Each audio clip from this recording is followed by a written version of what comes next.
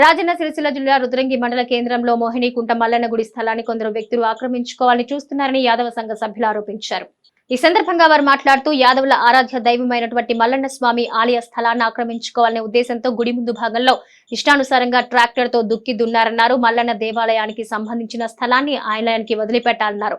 దేవుడి స్థలాన్ని కూడా ఆక్రమించడం సరైంది కాదన్నారు. ఎంతో మంది భక్తి శ్రద్ధలతో పూజలు నిర్వహించే మల్లన్న ఆలయానికి రక్షణ లేకుండా పోయిందన్నారు. ఇప్పటికైనా దేవాలయ స్థలాన్ని ఆలయానికే వదిలిపెట్టాలని సూచించారు. అలాగే అధికారులు ఈ విషయంపై చర్యలు తీసుకోవాలన్నారు.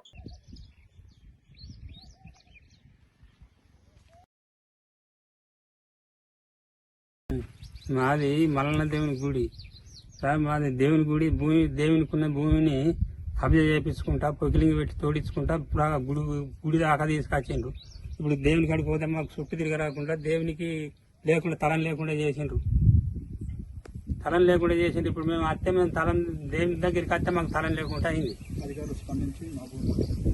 అధికారుల నుంచి స్పందించి మా భూమి మాకు చెప్పింది.